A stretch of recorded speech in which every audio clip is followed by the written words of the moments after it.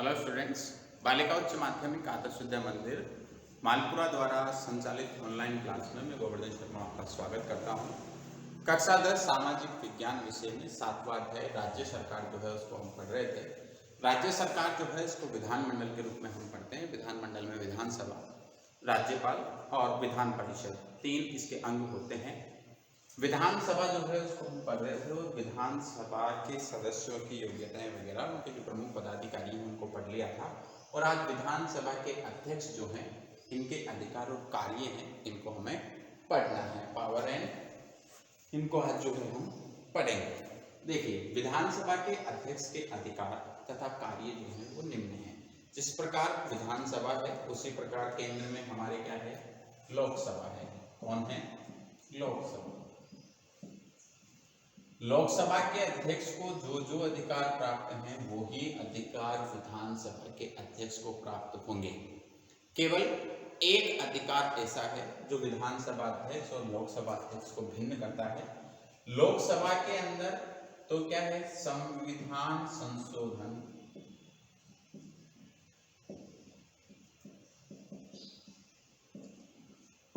संबंधी जो चर्चाएं हैं वो कहाँ होती है? लोकसभा में होती है, जबकि विधानसभा में नहीं होती। पहली बात, संविधान संशोधन मतलब इसके निर्माण में किसी प्रकार के कानून बनाने के लिए, और राष्ट्र के जो हित हैं, राष्ट्रीय हितों को लेके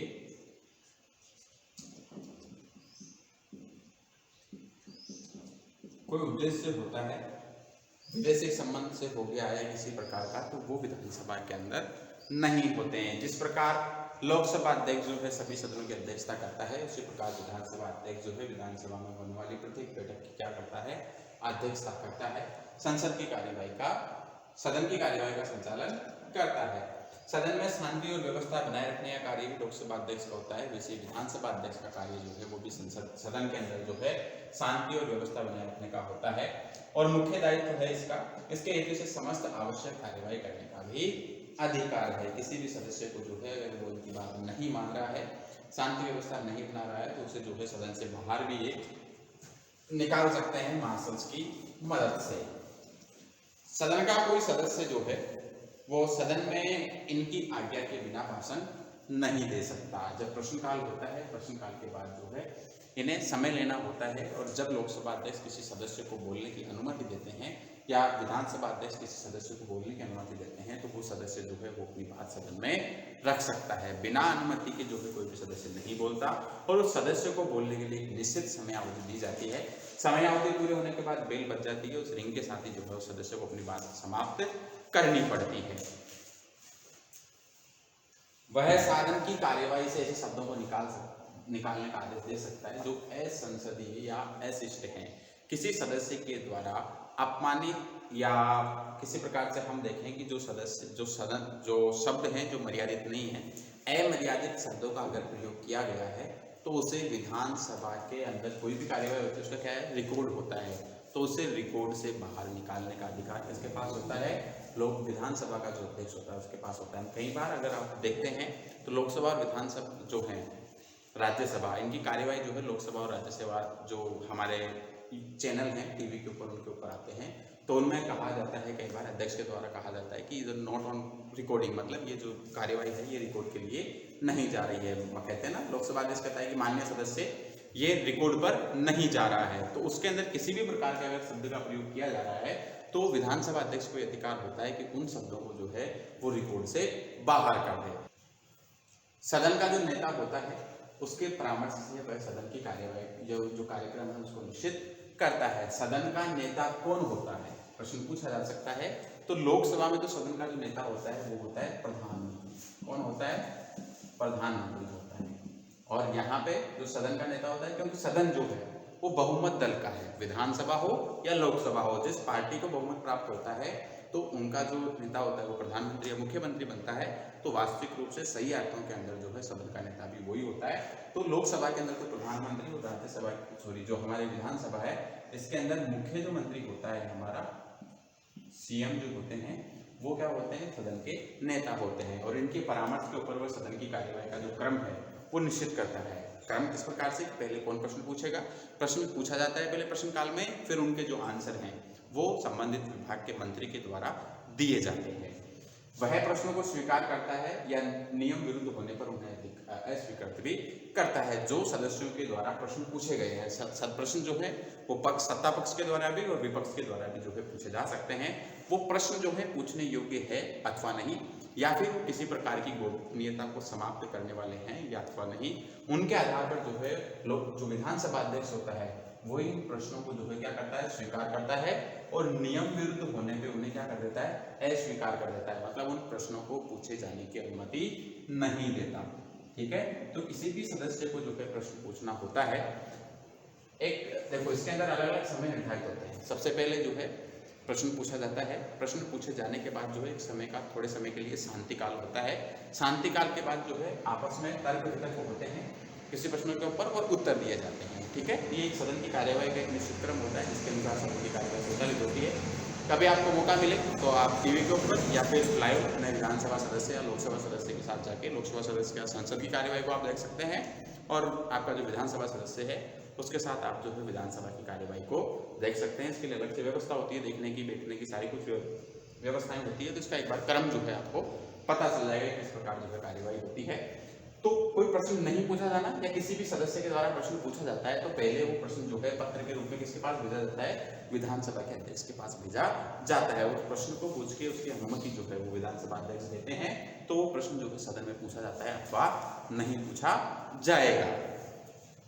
आगे चलिए, वह मतदान के पश्चात परिणाम की घोषणा करता है। संसद का जो, सदन का जो अध्यक्ष है, लोकसभा अध्यक्ष या हमारे यहाँ पर विधानसभा अध्यक्ष, तो वो जब मतदान होता है किसी विषय के ऊपर जो है दोनों तरफ से मतदान कराए जाते हैं पक्ष और विपक्ष के द्वारा, तो उसका जो निर्णय आना है, उस निर्णय की जो घोषणा है, उस मतदान का जो परिणाम है वो भी इसके द्वारा विधानसभा अध्यक्ष के द्वारा दिए जाते हैं। सामान्य परिस्थितियों में सदन के मतदान में भाग नहीं लेता। इस जो अध्यक्ष होता है, ये होता तो इन्हीं का सदस्य है, लेकिन सामान्य परिस्थितियों के अंदर से मतदान में भाग लेने का अधिकार नहीं होता। लेकिन जब कोई प्रश्न ऐसा हो जिसमें पक्ष और विपक्ष के मत बराबर आ जाए, जैसे मान लीजिए हमारे यहाँ पर सदस्य संख्या कितनी है, 200 है विधानसभा में, राजस्थान में, इनमें से 160 सदस्य जो है विधानसभा में उपस्थित हैं, और किसी जो कोई बिल है या कोई भी इस प्रकार का विधेयक है उसके ऊपर दोनों तरफ से 80-80 वोट जो है वो दिए जाते हैं। तो ऐसी परिस्थिति के अंदर जो हमारा विधानसभा अध्यक्ष है वो एक मत अपनी इच्छा से उसको जिधर देना है, पक्ष में या विपक्ष में दे सकता है। कब, कौन सी परिस्थिति में, जब पक्ष और विपक्ष के अंदर जो है मत क्या हो, बराबर हो, तब जो है उसे निर्णायक मत देने का अधिकार प्राप्त है। ठीक है, कास्टिंग वोट करने का जो है, वोट कास्टिंग करने का इसको अधिकार प्राप्त है। कोई विधेयक धन विधेयक है अथवा नहीं, इसका निर्णय अध्यक्ष ही करता है। क्योंकि देखो, संसद में लोकसभा जो है वो लोकप्रिय सदन है, जनता का सदन है। उसी प्रकार राज्य विधानमंडल के अंदर विधानसभा जो है वो लोकप्रिय सदन है, जनता का सदन है। जनता के द्वारा प्रत्यक्ष रूप से चुने हुए जो प्रतिनिधि होते हैं वो इनके क्या होते हैं, सदस्य होते हैं। तो बजट संबंधित जितनी प्रक्रियाएं हैं वो केंद्र में तो लोकसभा में जो जनता का सदन है, निम्न सदन है, और राज्य विधानमंडल के अंदर विधानसभा में ही प्रस्तुत किए जाएंगे। तो इस विधानसभा अध्यक्ष को और केंद्र में लोकसभा अध्यक्ष को जो है अधिकार प्राप्त होते हैं कि कोई विधेयक धन विधेयक है अथवा नहीं, इसका निर्णय जो है कौन करेगा, उस सदन का अध्यक्ष करेगा। लोकसभा में लोकसभा अध्यक्ष करेगा और विधानसभा के अंदर विधानसभा अध्यक्ष करेगा। क्योंकि विधानसभा जनता का सदन है, जनता के द्वारा चुने हुए प्रतिनिधि इसके सदस्य होते हैं। तो धन से संबंधित या व्यक्ति संबंधित जितने विधेयक होते हैं इनके ऊपर पहला अधिकार किसका होता है, निम्न सदन का या लोकप्रिय सदन का होता है। तो इसका अध्यक्ष जो है वो तय करेगा कि कौन सा जो मत विधेयक है वो धन विधेयक है वा नहीं। इसके बाद दल बदल संबंधी याचिकाओं पर निर्णय देने का अधिकार है, वो भी किसके पास है, वो भी इन्हीं के पास है। भारतीय संविधान की कौन सी अनुसूची के अंदर है दल बदल, 10वीं अनुसूची। भारतीय संविधान की 10वीं अनुसूची जो है इसके अनुसार दल बदल जो है ये कानून आया, और इस दल बदल से संबंधित कोई भी याचिका है, इस याचिका पर निर्णय देने का अधिकार भी इस अध्यक्ष को होता है। सदन का जो अध्यक्ष है, विधानसभा का जो अध्यक्ष है, उसको ही होता है। अध्यक्ष की अनुपस्थिति में इन सभी कार्यों का संपादन जो है कौन करता है, उपाध्यक्ष करता है। आगे चले, विधान परिषद का जो गठन है वो किस प्रकार होता है। विधानसभा राज्य विधानमंडल का निम्न सदन है। राज्य विधानमंडल के 3 अंग हैं, राज्यपाल, विधानसभा और विधान परिषद। विधानसभा प्रत्येक राज्य में है और इसका होना अनिवार्य है। राज्यपाल भी प्रत्येक राज्य में होता है, एक राज्यपाल, एक से अधिक राज्यों का राज्यपाल भी हो सकता है एक समय में, लेकिन विधान परिषद सभी राज्यों में हो, ये क्या है, अनिवार्य नहीं है। विधानसभा को विधान परिषद की उत्पत्ति, सृजन या समाप्ति के लिए संसद की सिफारिश करने का अधिकार है। विधानसभा जो है किसी भी राज्य की, उस राज्य में विधान परिषद हो, उसके सृजन के लिए, उसको बनाने के लिए, उसे समाप्त करने के लिए जो है केवल संसद के पास सिफारिश कर सकता है। इसको इतना अधिकार प्राप्त है कि संसद के पास सिफारिश कर सकता है। कौन? विधानसभा। किसके लिए? विधान परिषद के लिए सिफारिश कर सकती है विधानसभा। ठीक है, किसके पास करेगी? संसद के पास। अनुच्छेद 169 169 के अनुसार जो है, यदि विधानसभा अपनी पूरी सदस्य संख्या के बहुमत से, पूरी सदस्य संख्या कितनी है, जैसे राजस्थान में 200 सदस्य संख्या है, इसके बहुमत से मतलब 2/3 सदस्य, ठीक है, 2/3 का मतलब कितना हो गया? 173 सदस्य, ठीक है। इन 173 सदस्यों के, सॉरी 133 सदस्य, 133 सदस्यों के द्वारा जो है अपना इसका जो बहुमत हो गया, इनकी उपस्थिति में मतदान करने वाले सदस्यों की संख्या के 2/3 बहुमत से जो है प्रस्ताव पारित कर दे, तो संसद उस राज्य के लिए विधान परिषद सृजन अथवा समाप्ति का कानून बना सकती है। किसी भी राज्य के विधानसभा है, उस विधानसभा के 66.66% सदस्य, किसी भी राज्य के विधानसभा की सदस्य संख्या के 66.66% सदस्य, मतलब 2/3 सदस्य अपने पूर्ण बहुमत से या 2/3 बहुमत से जो है कोई प्रस्ताव पारित कर दे, तो उस राज्य के अंदर संसद के द्वारा विधान परिषद का गठन भी किया जा सकता है और पहले से गठित है उसे समाप्त भी किया जा सकता है। उसे गठन और समाप्ति का अधिकार किसके पास होता है? संसद के पास होता है, लेकिन सिफारिश करने का अधिकार किसके पास है? उस राज्य की विधानसभा के पास है। ऐसा कौन कहता है? अनुच्छेद 169 ऐसा कहता है। आगे चलिए, विधानसभा में सदस्यों की संख्या कितनी होगी? राज्य के विधानसभा जो विधानमंडल का दूसरा या उच्च सदन जो है वो विधान परिषद होती है। संविधान में व्यवस्था की गई है कि प्रत्येक राज्य की विधान परिषद के सदस्यों की संख्या जो है उस राज्य की विधानसभा की सदस्य संख्या की 1/3% या 1/3 भाग होगा। मतलब राजस्थान में अगर सदस्य संख्या कितनी है? 200, तो 200 का 1/3 का मतलब हो गया 33% भाग जो है वो क्या होगी? राजस्थान की विधान परिषद की संख्या हो सकती है तो 66 और इधर 0.33 भाग, तो 6-7% जो है, मतलब कुल मिला के 67 सदस्य जो है राजस्थान के विधान परिषद में हो सकते हैं अधिकतम। ठीक है, पर साथ ही ये भी कहा गया कि किसी भी दशा में उसकी जो सदस्य संख्या है वो 40 से कम नहीं होनी चाहिए।